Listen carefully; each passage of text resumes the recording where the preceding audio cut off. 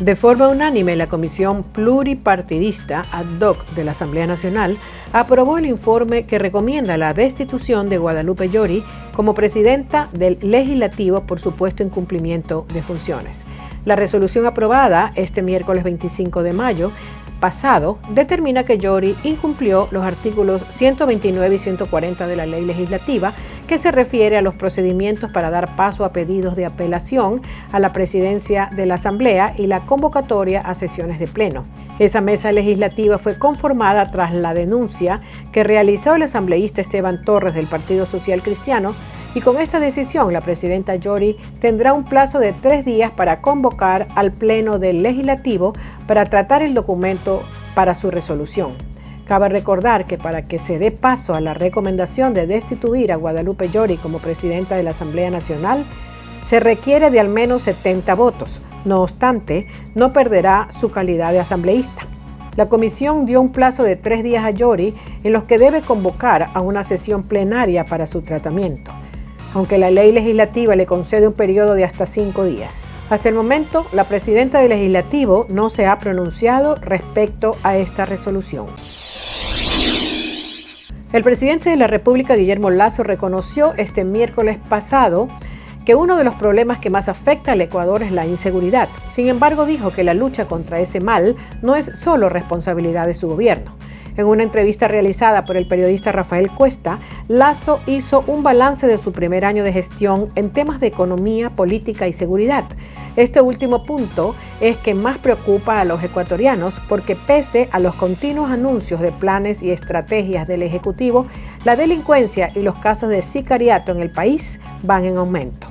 El entrevistador señaló que no hay un plan para eliminar, como anunció el gobernador del Guayas, que 2 personas viajen en una moto donde operan la mayoría de los sicarios o que varios vehículos circulen sin placas.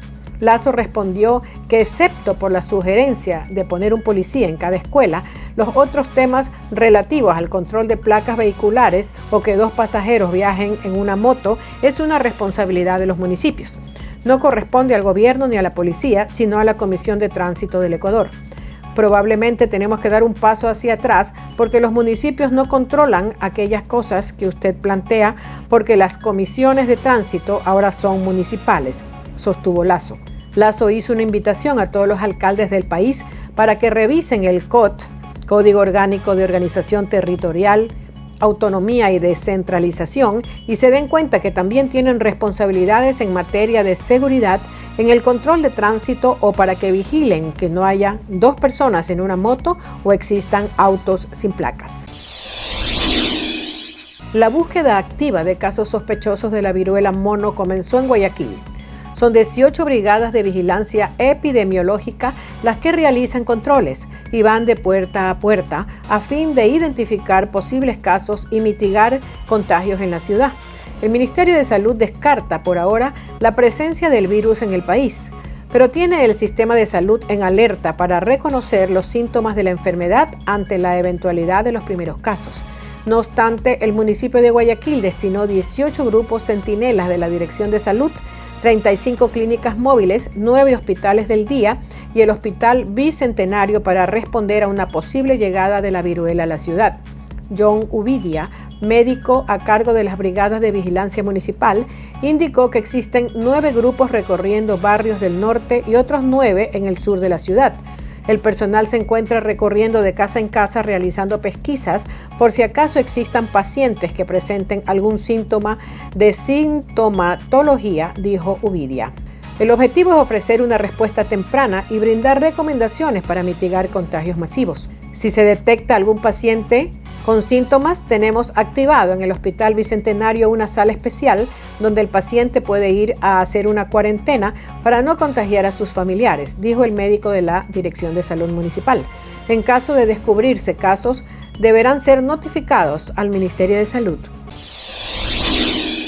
El Comité de Operaciones de Emergencia COE Nacional analizó este miércoles 25 de mayo pasado la situación epidemiológica del COVID-19 en el Ecuador, el balance de la actividad turística durante el periodo de la batalla del Pichincha y detalló sobre las nuevas medidas tomadas.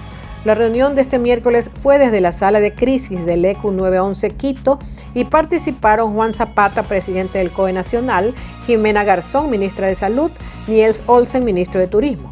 Las autoridades detallaron que se iniciaron operativos de forma aleatoria para el control del certificado de vacunación en actividades no esenciales.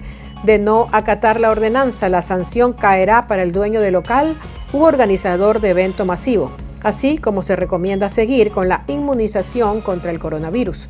El Ecuador, desde el pasado 28 de abril, se quitó el uso obligatorio de las mascarillas en espacios abiertos, mientras que es opcional y recomendado en las áreas cerradas como en las escuelas. La ministra Garzón indicó que no hay pacientes en cuidados intermedios y sobre la curva epidemiológica del COVID-19 indicó que hay un aumento de 500 casos a nivel nacional debido al no uso de mascarillas, pero que con el escudo de la vacuna no son casos agravados. El presidente del COE manifestó que se ha destinado a través de las intendencias ejecutar los controles de certificados de vacunación en los diferentes espacios y actividades no esenciales del país, todo con la finalidad de impulsar las vacunas. El presidente de la República, Guillermo Lasso, vetó totalmente el proyecto de reformas a la Ley Orgánica de la Contraloría General del Estado por ser inconveniente para la estabilidad institucional de la Contraloría, cuando el Consejo de Participación Ciudadana y Control Social lleva adelante un concurso para la elección del nuevo Contralor. La Asamblea Nacional el pasado 21 de abril, con 131 votos, aprobó un proyecto de reformas a 2 artículos de la ley que rige a la Contraloría, que se refieren a las causales del cese de funciones del Contralor y la subrogación en caso de ausencia temporal o definitiva. Lasso, en el veto total, afirma que el texto aprobado por el Legislativo no prescribe un régimen de ausencia temporal ni definitiva de la máxima autoridad de la Contraloría General del Estado, ni tampoco un mecanismo de sucesión en caso de que estos escenarios sucedan. Frente a eso, se propone, según describe el Ejecutivo en su veto, que la sucesión en caso de ausencia temporal se dé con base en un concurso público para la elección del Contralor que hubiere sido previamente organizado por el Consejo de Participación Ciudadana. El presidente de la Comisión de Justicia, Alejandro Jaramillo, rechazó el veto total del Ejecutivo y afirmó que es el presidente de la República quien bloquea la gestión legislativa. Lo que busca esta ley, recalcó el asambleísta, era evitar que los contralores sigan despachando desde las cárceles. La denuncia presentada por el bloque UNES en contra de la segunda vicepresidenta de la Asamblea, Yesenia Guaní, provocó este miércoles 25 de mayo pasado una nueva pugna en el Consejo de la Administración de la Legislatura. El organismo debía sesionar a las 14 horas, pero la presidenta de la función, Guadalupe Llori, canceló la convocatoria a último momento. El primer vicepresidente, Virgilio Saquicela, y los vocales Darwin Pereira, Ronnie Aleaga y Johanna Moreira se enteraron de esa decisión cuando ya estaban sentados en la sala de sesiones. Como primer punto del orden del día del CAL, constaba la calificación de una denuncia presentada por Yajaira Urrestra del UNES contra Guamaní por supuesto incumplimiento de funciones que, al igual que Llori, podría desembocar en su destitución. Pereira coincidió con Aleaga en que todo pudo ser una estrategia de Llori para tratar de forzar que los plazos caducaran para calificar la denuncia. El secretario de la Asamblea, Álvaro Salazar, dijo que desconocía por qué Llori canceló la sesión. Esta fue reprogramada para este jueves 26 a la misma hora. Guamaní se presentó a la sala y dijo estar sorprendida, como los demás, por este hecho. Después, en una rueda de prensa, arremetió contra UNES y legisladores que fueron separados de la izquierda democrática. Han intentado callarme con infamias, denuncias, amenazas de que si no somos parte de una nueva mayoría, perderemos los espacios de poder, acotó. Al cumplirse el primer año de gestión de Guillermo Lasso, un grupo de ciudadanos conformó una denominada Coordinadora Nacional para la revocatoria de mandato y presentó una solicitud ante el Consejo Nacional Electoral para su trámite. Decenas de personas lideradas por los abogados Pedro Granja y Joselito Argüello, parte de esta coordinadora, acudieron de la sede del Consejo Electoral en Quito este 25 de mayo pasado e ingresaron una solicitud para iniciar la revocatoria del mandato de Guillermo Lasso y del vicepresidente Alfredo Borrero, al considerar que hay incumplimiento del plan de gobierno. El artículo 105 de la Constitución permite a las personas en goce de los derechos políticos revocar el mandato a las autoridades de elección popular y la solicitud podrá presentarse una vez cumplido el primero y antes del último año del periodo para el que fuera electa la autoridad cuestionada. El pedido de revocatoria deberá respaldarse por un número no inferior al 15% de personas inscritas en el registro electoral o padrón de las últimas elecciones. Para ser admitido este pedido, los proponentes deben acreditar estar en ejercicio de los derechos de participación, demostrar no encontrarse incurso en alguna de las causales que lo inhabilite y determinar de manera clara y precisa los motivos por los cuales se solicita la revocatoria, la cual servirá de base para la recolección de firmas. Los promotores tendrán 180 días para recoger firmas de respaldo que sumarían alrededor de 1.700.000. La Fiscalía General informó este miércoles 25 de mayo pasado de la detención de una persona presuntamente involucrada en lavado de activos y requerida por la justicia peruana por tráfico de drogas, quien habría fingido su muerte para evadir la orden de captura. La detención tuvo lugar durante un operativo simultáneo liderado por la Fiscalía de las provincias de Guayas, Manabí y Santa Elena, y en los allanamientos se hallaron lingotes de oro, armas de fuego y dinero en efectivo. El sospechoso era requerido por la justicia de Perú por tráfico de drogas, pero logró evadir fingiendo su muerte para extinguir la acción penal, logrando que se levanten las órdenes de captura en su contra, señaló la Fiscalía en su cuenta de Twitter, en la que apuntó que en las próximas horas se formularán cargos. Las primeras investigaciones de Fiscalía determinaron que el detenido tendría inversiones en el sistema inmobiliario, así como acciones y participación en personas jurídicas de Ecuador, obteniendo así un inusual crecimiento económico.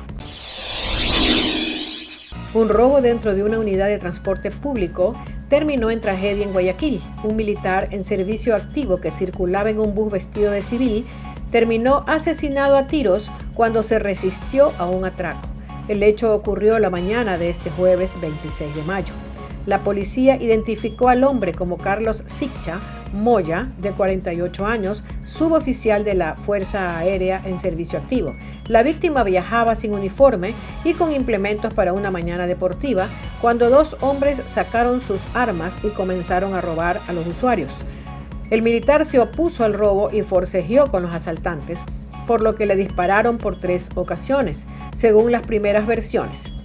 El hecho se registró cuando la unidad de transporte de la línea 131, Las Orquídeas, descendió por la avenida San Francisco de Orellana hacia el sector Samanes al norte de Guayaquil. El piso del bus terminó manchado de sangre y el cristal de una de las ventanas estalló ante el impacto de una de las balas. El conductor trasladó el bus hasta una unidad de policía comunitaria del sector de Polaris, donde criminalística recabó indicios y medicina legal procedió al levantamiento del cadáver. Era un día como cualquier otro. Recuerda a Jaden Luna, de 9 años, sobreviviente de la masacre de la escuela primaria Robb en Uvalde, Texas. Y luego esto pasó. Su inocencia y su cotidianidad fue interrumpida por un atacante de 18 años, identificado como Salvador Ramos. Estábamos afuera en el recreo y nuestro entrenador nos dijo que entráramos. Ahí fue que escuchamos 3 disparos y luego solo escuchamos gritos. El relato de Jaden emociona a su padre. Sabe que pasó por una tragedia que no debía de pasar él. Y pues, más gracias a Dios que todos están bien. Sin embargo, no todos corrieron con la misma suerte en esta escuela de 600 estudiantes. Hemos confirmado la muerte de 19 niños y 2 adultos. Eran 2 maestros y otros 17 heridos en esta horrible tragedia que tuvo lugar aquí. Confirmó La Voz de América el teniente Chris Olivares del Departamento de Seguridad Pública de Texas, quien agregó que aún no se sabe qué motivó al atacante al que la policía abatió. Vivía con sus abuelos aquí en Uvalde, asistió a una escuela secundaria de la zona. No hemos podido identificar a ningún amigo ni novia. Sabemos que no tenía antecedentes penales ni afiliación a pandillas. Preguntas que no eliminan lo que Cintia Luna, madre y abuela de estudiantes de esta escuela, sintió. El susto que pasamos, no sabíamos si estaba bien el niño. Y también tenía nietos ahí en la escuela. Y vi uno que salió por la ventana corriendo. En medio de este caos, Me siento feliz de que sobreviví. Una nueva tragedia por violencia armada abre el ciclo de debate en el Congreso que ha fracasado durante décadas. When in God's name? Tenemos que preguntarnos cuándo, en el nombre de Dios, vamos a hacer frente al lobby de las armas. ¿Cuándo, en el nombre de Dios, haremos lo que todos sabemos en nuestras entrañas que debe hacerse? El presidente Biden abogó por una discusión seria sobre el control de armas. I am sick and tired. Una tarea que ha sido promovida por los demócratas y bloqueada en varias ocasiones por la bancada republicana. Minority Leader. Este miércoles, el líder de ese partido en el Senado lamentó lo sucedido, pero evitó comprometerse a una discusión de fondo. It's literally sickening. Es literalmente repugnante.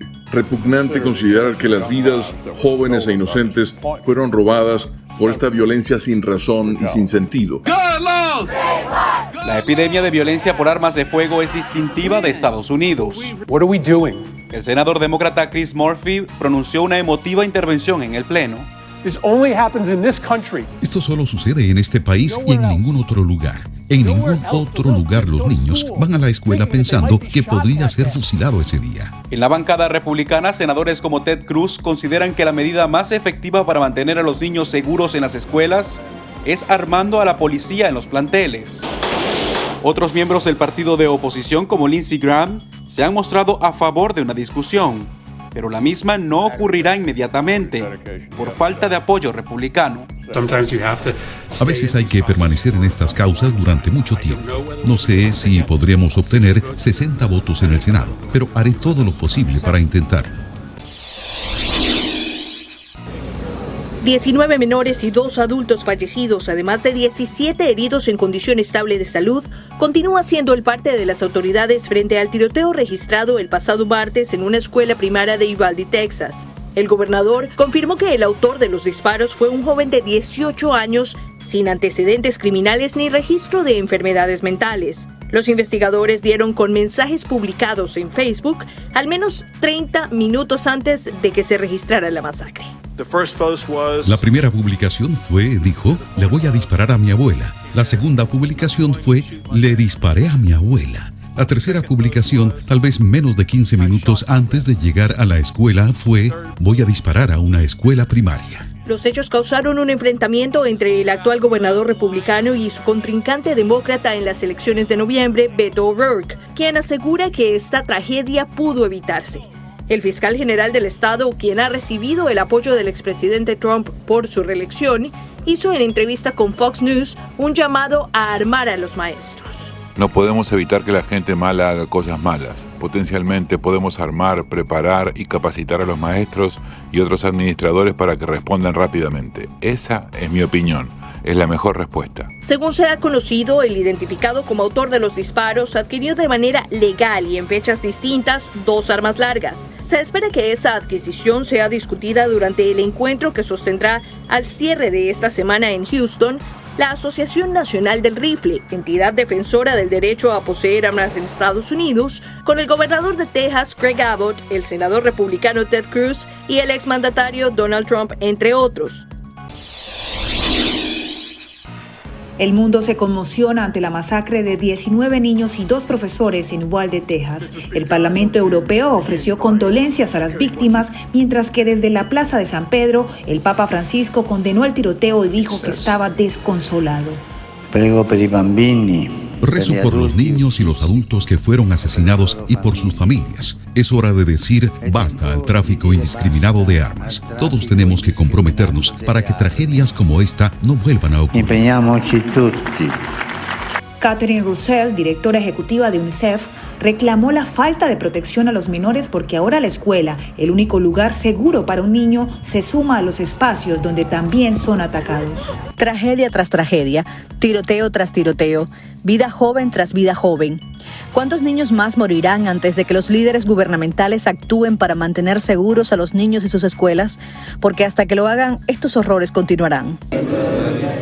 Estudiantes en India realizaron una vigilia en memoria de los niños asesinados, mientras mandatarios latinoamericanos se unieron al rechazo mundial por la masacre. Lamentamos los hechos ocurridos en Texas, Estados Unidos, que acabaron con la vida de varios menores de edad. Toda nuestra solidaridad con las familias de esta nación hermana. Mi solidaridad. El presidente mexicano Andrés López Obrador envió sus condolencias a Estados Unidos y a las víctimas, asegurando que todas tendrían nexos directos o indirectos con México. Desde 1989, en Stockton, California, se repite un triste capítulo en la historia estadounidense. En abril de 1999, la escuela secundaria de Columbine, en Colorado, fue escenario de una de las masacres más emblemáticas cuando 2 estudiantes asesinaron a 12 alumnos y un maestro. A partir de allí, el duelo se ha hecho recurrente en las aulas de la nación, con masacres por armas de fuego.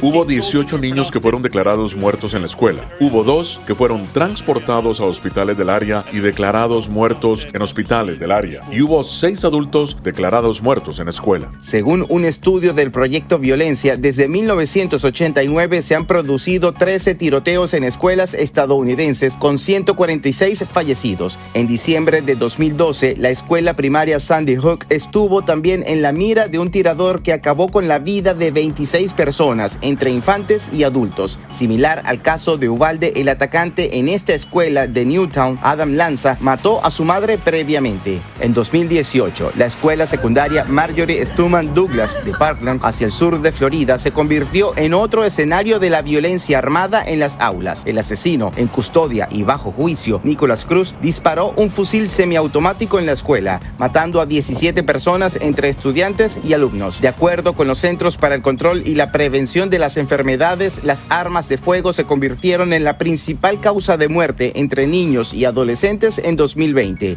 La masacre de Uvalde se ubica en el segundo lugar con mayor número de víctimas mortales por armas de fuego en las escuelas del país.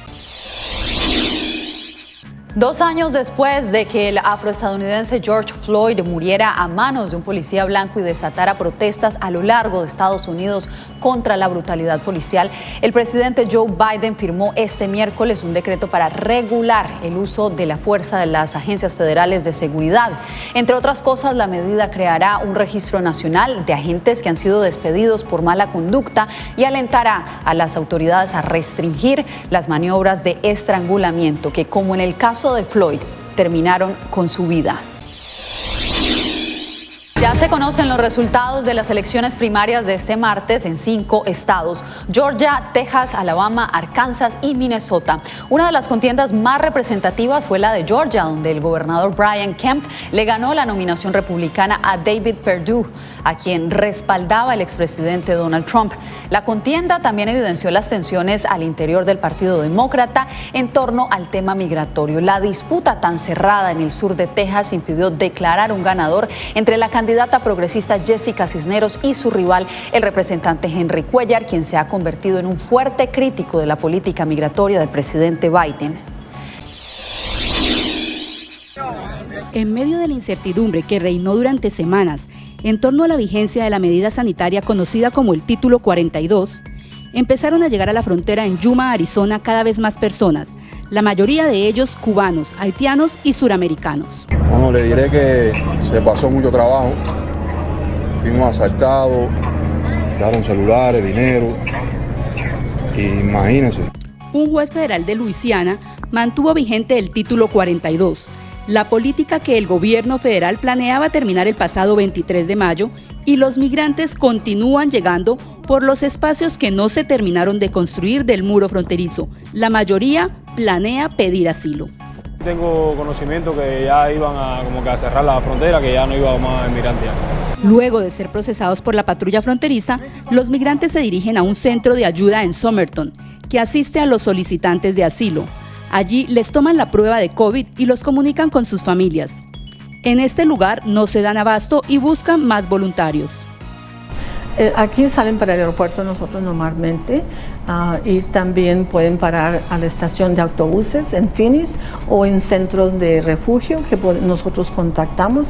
Durante el mes de abril, la patrulla fronteriza reportó que en Yuma detuvo a 27.328 inmigrantes y en marzo procesaron 30.459 indocumentados, lo que representa un promedio de casi 1.000 personas por día.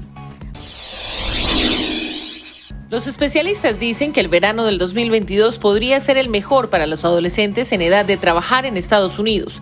La razón es que tienen trabajos y salarios de dónde escoger. La tasa de desempleo entre jóvenes de 16 a 19 años está en uno de sus puntos más bajos en décadas, llegando a un 10% en abril, de acuerdo con cifras gubernamentales. Están todo lo que es el área de servicio, hotelería, restaurantes, están buscando a todos los muchachos y motivarlos con mejores sueldos, mejores prestaciones, con planes de retiro y mejores sueldos, lo que la anterior fuerza laboral no tenía. Ahora los muchachos han tenido muchas oportunidades de progresar y con buenos ingresos. De acuerdo con los analistas, esta situación va a cambiar la cara del mercado laboral en Estados Unidos, pues los adolescentes que se unen a esa fuerza productiva hoy encuentran espacios de crecimiento profesional que antes no existían. Muchos lugares están abiertos y buscando empleados. Para mí fue bastante fácil conseguir un trabajo y para muchos de mis amigos también. Muchos de ellos renunciaron a sus trabajos, pero pudieron conseguir otro empleo como una semana después, especialmente en cadenas de comida rápida y tiendas minoristas. Como parte de los beneficios que se ofrecen para retener a estos jóvenes empleados, compañías como Starbucks, Target, Chipotle y Walmart ofrecen asistencia financiera para pagar estudios universitarios o incluso el pago total de títulos postsecundarios. Durante poco más de una hora y media y ante una Asamblea Nacional casi llena, el presidente ecuatoriano Guillermo Lasso explicó los principales hitos del primero de sus 4 años de labores. En la primera parte de su intervención destacó la vacunación con 2 dosis al 83% de la población y el saneamiento de las finanzas públicas con la disminución del déficit fiscal y un mayor crecimiento económico. Hoy quiero contarles que precisamente gracias a las decisiones que hemos tomado, lo peor de la tormenta ya ha pasado. La abogada y analista política Natalie Pernet reconoce el éxito de la vacunación y el mejoramiento de las cifras macroeconómicas, pero advierte que hay temas urgentes de solucionar. Lo principal que tiene que hacer es que las cifras de recaudación macroeconómica se traduzcan al bolsillo de los ciudadanos. Que yo mañana vaya a un hospital de la red pública de salud y haya medicinas. Y que yo mañana no tenga que frenar en cada semáforo viendo 10 veces a cada alrededor para estar rogando que no me maten. La analista Carolyn Ávila Nieto considera que hay debilidades en la gestión gubernamental en ámbitos como salud, seguridad y generación de empleo. Además que no existe claridad sobre el destino al que conduce a los ecuatorianos. Lo que más le preocupa es la cantidad de violencia que encuentra en la esquina de su casa, ¿no es cierto? Las dificultades en cuanto a la consecución de empleo, los problemas y la preocupación que viene con el alza de los combustibles y sus consecuencias en términos de inflación. Según un reciente estudio de la empresa Perfiles de Opinión, 3 de cada 10 encuestados califican como buena o muy buena la gestión del presidente ecuatoriano.